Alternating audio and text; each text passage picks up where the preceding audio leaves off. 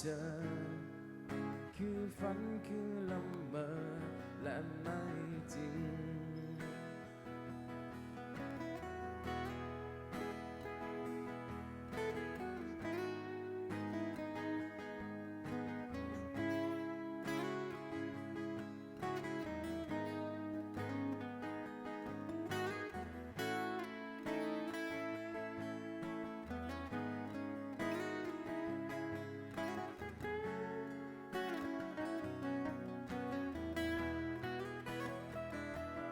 มาจากไหน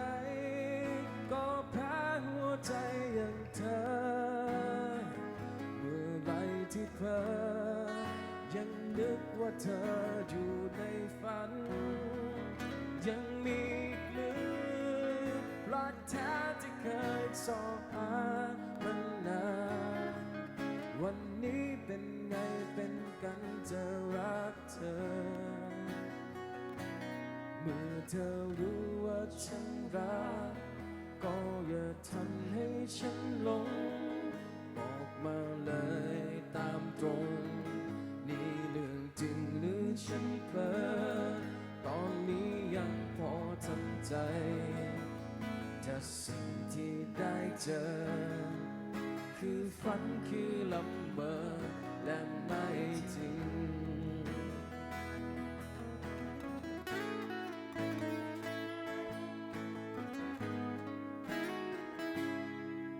วันนี้ฉันรักเธอคือเรื่องจริง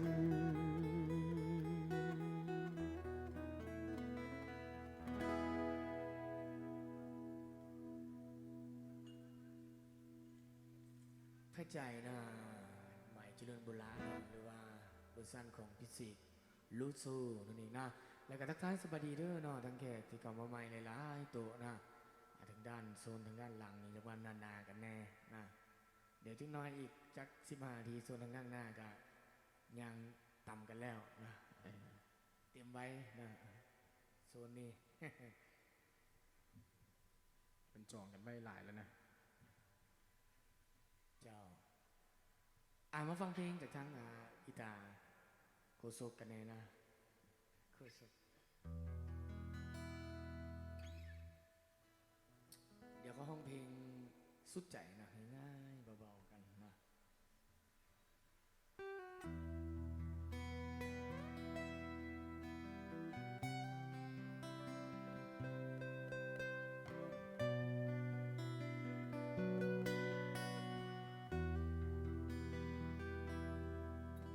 เพราะอยากมาหา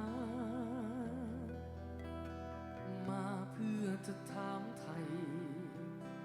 ว่าเป็นยังไงรู้สึกดีไหมบอกกันบ้างสิเธอเพราะว่าคิดถึงมาพบมาคุยมายิ้มให้แล้วจะไปเพื่อวันหลังจะมาใหม่จึงมาตามห่วงอารมณ์ผสมกับความคิดถึงกันอย่ารำคาญกันเลยนะเธอจ้าเพราะอยากจะรอคร่ำครวญให้ปานเสมือนว่าที่ปวดนักหนารันทดนักหนาหัวใจแปลกเปลี่ยนเลื่อนลอยเพราะเศร้าใจนะหวังชีวิตยังล่องลอยไม่มีใครคอยไม่ให้ใจง่อยสงสารตัวเองเสมอจึงมาตามห่วงอารมณ์ผสมกับความคิดถึงกันอย่ารำคาญกันเลยนะเธอจ้า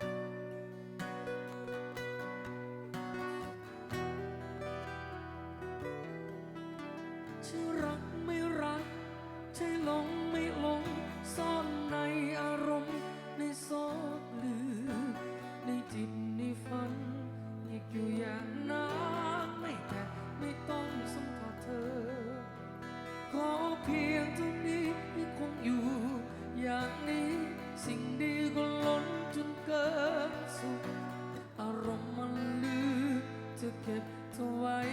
ให้ลืมสู่ใจ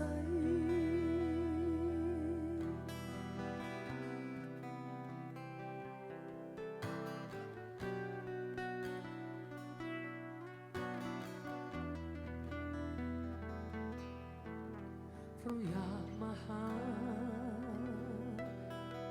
มาเพื่อจะถามไทยว่าเป็นยังไง รู้สึกดีไหม บอกกันบ้างสิเธอ เพราะว่าคิดถึง มาพบมาคุยมายิ้มให้แล้วจะไปเพื่อวันหลังจะมาใหม่ จึงมาตามห่วงอารมณ์ผสมกับความคิดถึงกัน อย่ารำคาญกันเลยนะเธอจ๋า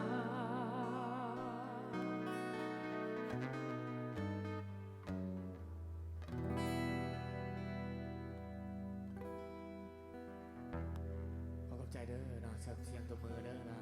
ยังมีจดหมายกันขึ้นมาเนาะยังมีเพลงเงือกทองซัวฟ้าดินสลายนะยายสาจากตัวเบอร์63แล้วก็มีเพลงพังจากตัวทางด้านหน้านี่เด้อนะเดี๋ยวจังหน่อยทยอยจันให้นะ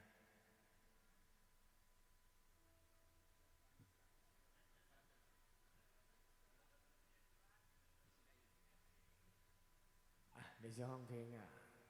เงือกทองแล้วก็ยายสากันให้เนาะสองเสียงเพลงที่กำลัง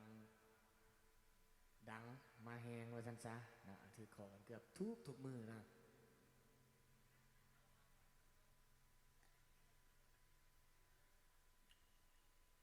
อาการฮอตอบอ้าวหลายนะเติมพลังด้วยน้ำเย็นๆกาหัวเสือนะหรือว่าน้ำอ้อยเหรอน้ำอ้อยจานโอ้โอ้น้ำอ้อยดงปลาแหลกกระแซบสุดเลยสั่งได้นะลิตร15เลยนะ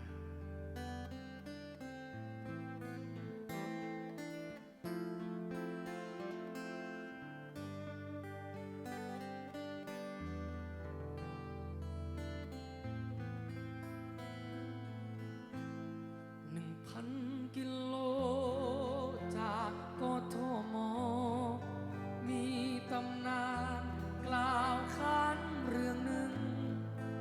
มีหญิงสาวรูปงามนามหนึ่ง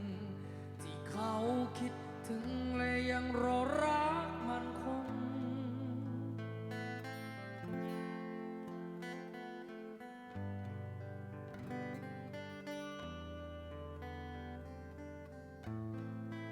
ดังทะเล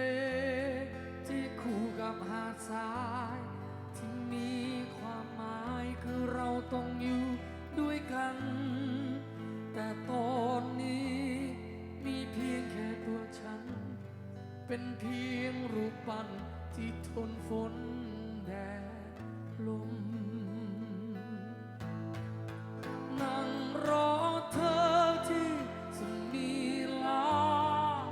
อยู่นานแล้วพระอภัยยังไม่มา มีคนโน้นคนนี้มาหา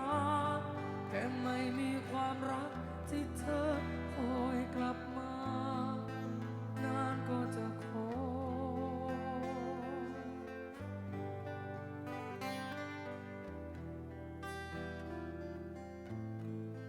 หรือเพียงตัวฉัน และทิวสนบางๆที่อยู่ท่ามกลางเกาะหนูเกาะแมว พระอภัยยังไม่มา พระอภัยยังไม่มา อยู่ที่สมิลา เราต้องอยู่อีก100 ปี อีก100 ปีพันปีหมื่นปี ที่อยู่ตรงนี้ อยู่เป็นตำนานว่าอ้อว่าอ้อนั่งรอเธ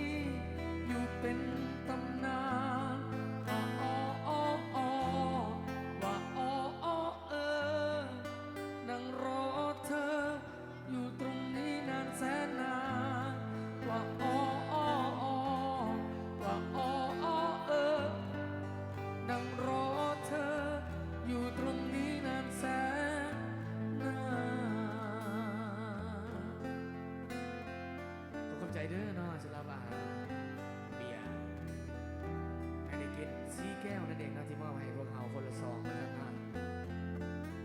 หลังจากพวกเขาลงเสียงพวกเขาจะจวดกัน2 คนเลยนะขอขอบใจหลายๆนะพร้อมด้วยคนขอเพลงกันขึ้นมาพร้อมนะตัวนัมเบอร์83เพลงตะวันนะเพลงตะวันนี่เพลงลาวบอกหรือว่าเพลงกิฟตะวันเพลงไทยบอกหรือว่าเดี๋ยวถามให้ในเด้อนะเพลงตะวันนี่เพลงลาวหรือเพลงไทยนะเดี๋ยวเอาเพลงย้ายสายกันให้อีกเติมนะเพลงคู่กับเพลงนี้นะ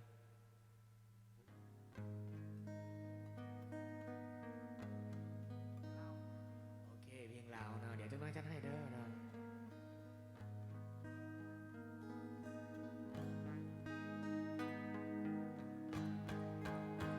ยืนรอความหวังกับท้องทะเลที่ว่างเปล่าตั้งแต่คำยันเช้าก็ไม่เห็นหน้าเธอ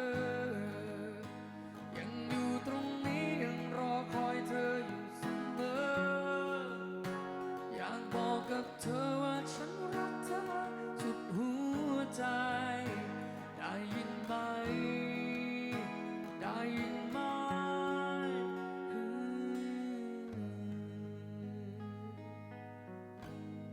ตำนานรักใหญ่สาขอคอยสามีกลับ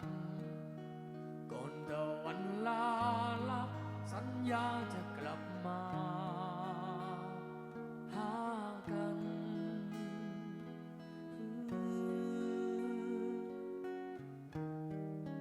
แต่ไม่เป็นอย่างนั้นสามีเธอหายไป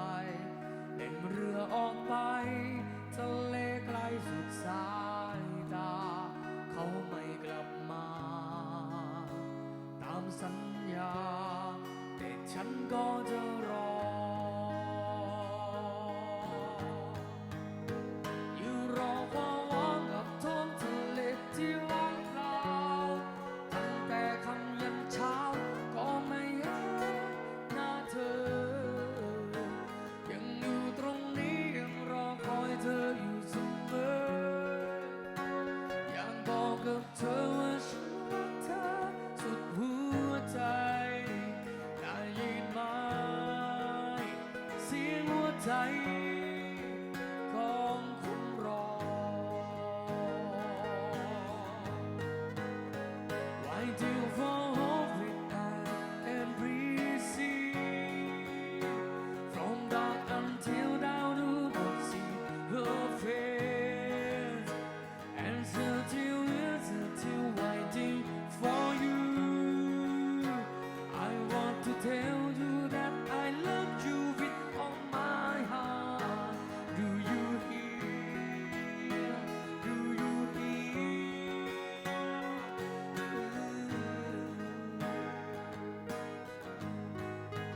เมื่อเคยรักกันแล้วมันมีความผูกพันแม้ตายจากกันฉันพร้อมให้สัญญาคำมันของยายสาเธอผู้รอสามีดีเช่นออกเรืออินคาบียายสารอทูอยู่ก็ไม่กลัวตายก็ไม่กลัว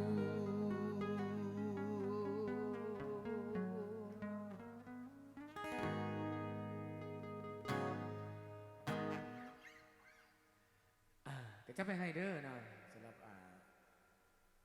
ตัวนัมเบอร์จดหมายเขาปิวไปละนะตัวนัมเบอร์หน้าเคาน์เตอร์หน้าออฟฟิศนี่แหละประมาณนี้แหละนะเห็นเพิ่นแนมมึงอยู่นะแล้วก็ยังมีตัวนัมเบอร์83เราเพลงตะวันของอาจารย์ปัญญาสอนราชวงศ์เนอะหรือว่า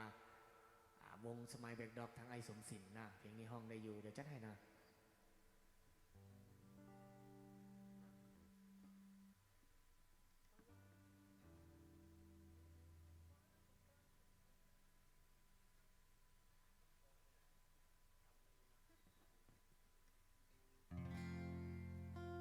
สลับเพลงลาวกันในจังน้อยหนึ่งนะเพลงดังในอดีตนั่นเองนะ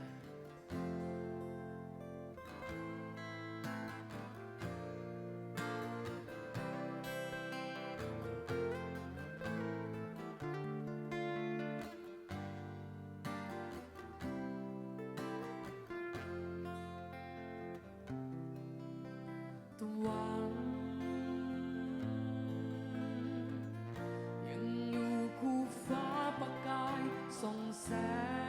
งหมูนกน้อยล่องลอยตามสายลมเจ้าสุขสำราญสื่นบานหัวใจ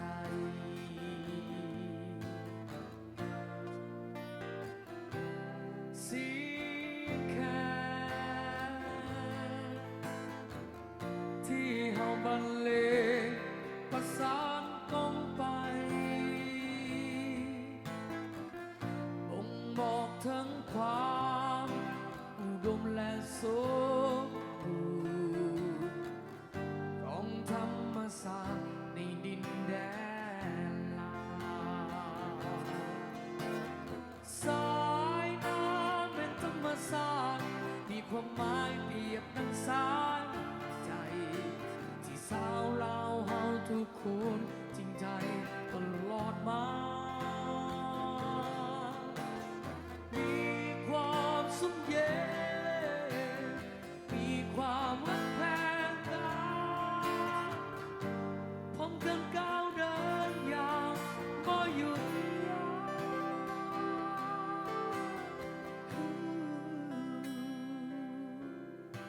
ตะวันเจ้าห่างลับไปพ้นจากขอบฟ้าหมูนกน้อยบินโซยเข้าหาหังธรรมศาสตร์แสนงามฝังใจเลื่อยไปสโลว์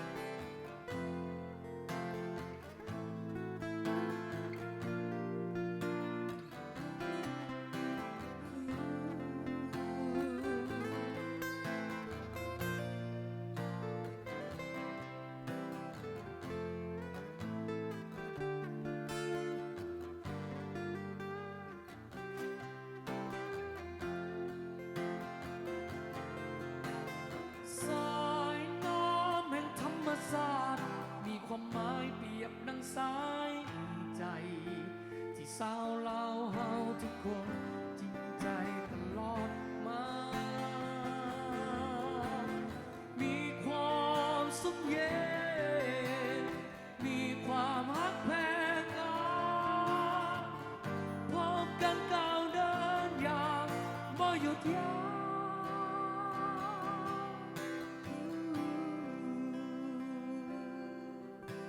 ตะวัน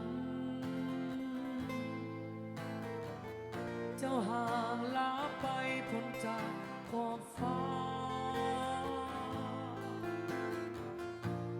หมูนกน้อยบินโซยเข้าหาหันธรรมศาสตร์แสนงามฝังใจเลื่อยไป ธรรมศาสตร์แสนงามฝังใจตลอดกาล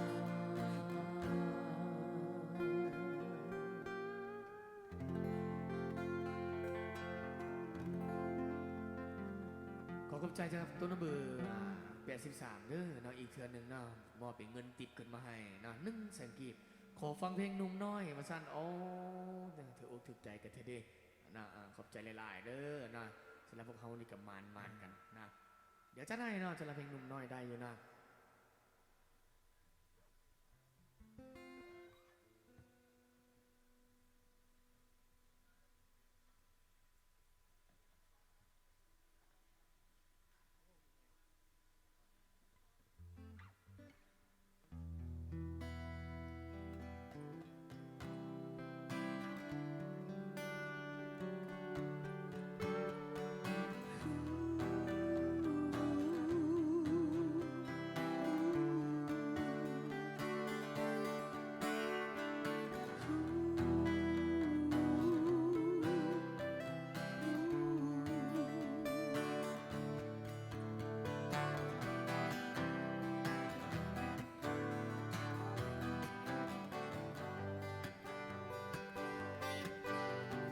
เดินเข้าออกในซอยทุกวันเหมือนฝูงทุกคนต่างรักใครเขา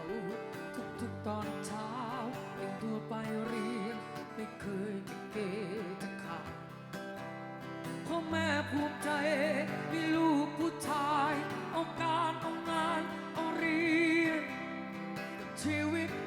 ดังไม้ใกล้ฝั่งหวัง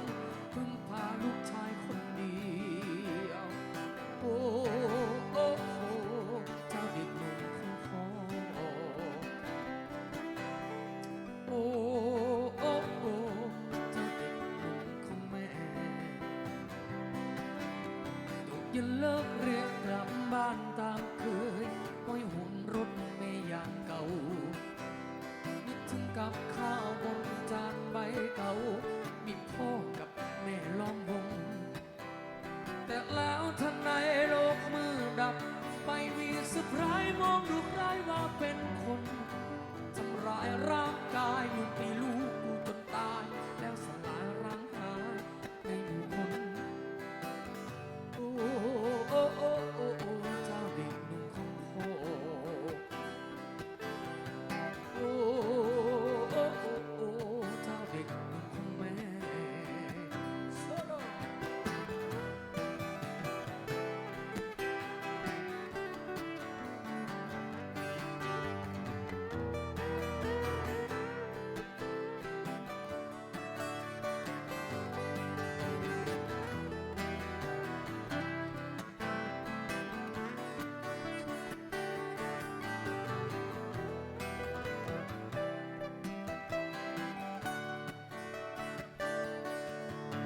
พ่อแม่รู้ข่าวร้ายรำร้องแทบปากวายกินเกือกลงกับกองเลือดของลูก ลูกฉันทำอะไรเขายังไม่ควรตายหนุ่มน้อยผู้มีอนาคตไกลแค่สีเสื้อไม่เหมือนคำสอนแต่ปางไหนนี่สีใครนั้นสีมึงนี่สีกูความหวังพังทลายแต่นี่จะอยู่อย่างไรเพราะหัวใจเพียงดวงเดียวแหละสลายโอ้โอ้โอ้โอ้โอ้โอ้โอ้พ่อแม่รู้ข่าวร้ายรำร้องแทบวางบายกินเกลือลงกับกองเลือดของลูก ลูกฉันทำอะไรเขายังไม่ควรตายหนุ่มน้อยผู้มีอนาคตไกลแค่สีเสื้อไม่เหมือนคำสอนแต่ปางไหนนี่สีใครนั้นสีมึงนี่สีกูความหวังพังทลายแต่นี้จะอยู่อย่างไรเพราะหัวใจเพียงดวงเดียวแหลกสลาย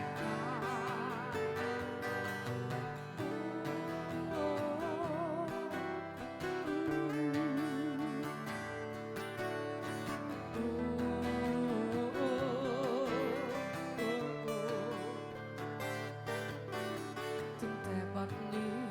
ไม่มีอีกแล้วเด็กหนุ่มคนดีประจำซอยพ่อแม่ก็หายครอบครัวสลายไม่สายทุกคนก็ลื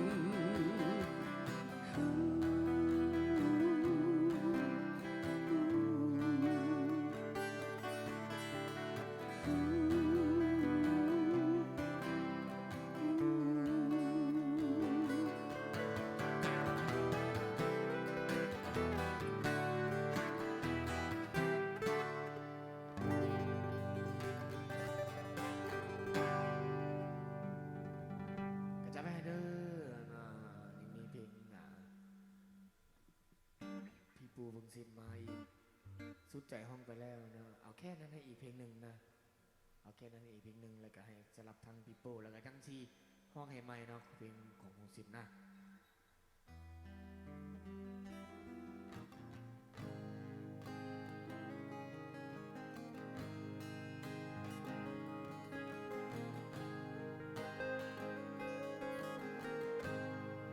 บางคราวก็อยากจะฝัน บางทีก็อยากจะรู้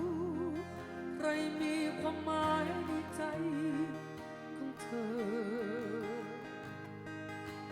ใจน้อช่างโหดร้าย มองฉันอย่างเมินเฉยใครน้อใครเล่าเอ่ยจะอดทน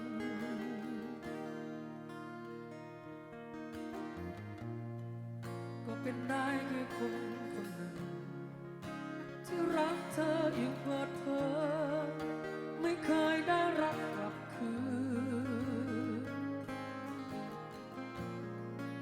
ก็เท่านั้นแค่คนคนหนึ่งจะรักไม่รักช่างเธอให้ฉันงมงายต่อไปแค่ได้รักได้คิดได้ชอบสุขแบบทุกๆอย่างนี้ก็พอ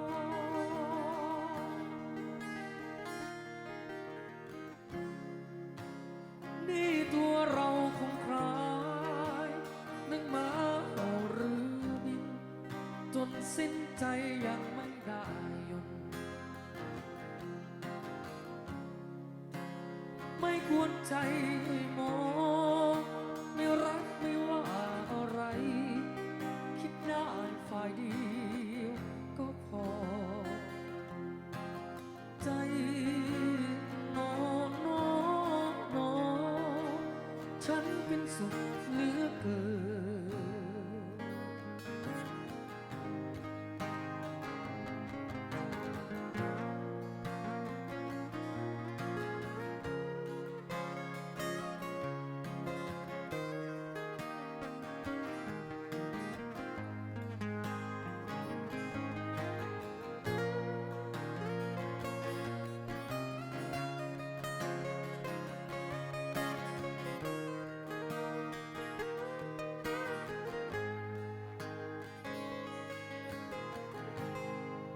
สำลักความสุขจนล้น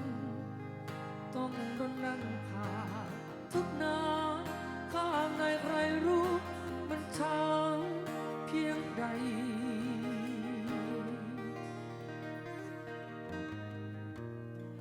เมื่อลมพัดผ่านผิว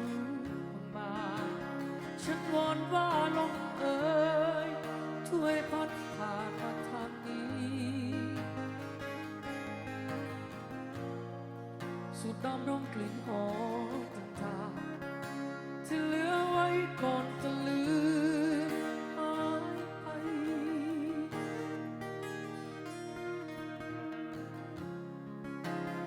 นี่ตัวเราคงคล้ายนึกมาเอาเรือบินจนสิ้นใจยังไม่ได้ยนไม่กวนใจให้มองไม่รักไม่ว่าอะไรคิดได้ฝ่ายเดียวก็พอใจ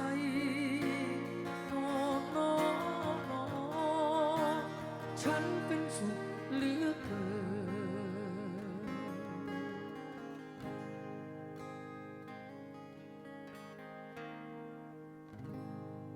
แค่นั้นน่ะผลงานของพี่ปูพงศิษฐ์กัมพีนะหรือว่าตัวระเบิด83อย่าคอยังไม่อีกคอมาอีกเด้อเรื่อยๆก็ได้ มาตอบเพลงนี้ให้น้องขอเกิดมาตั้งแต่โดนเลยนะ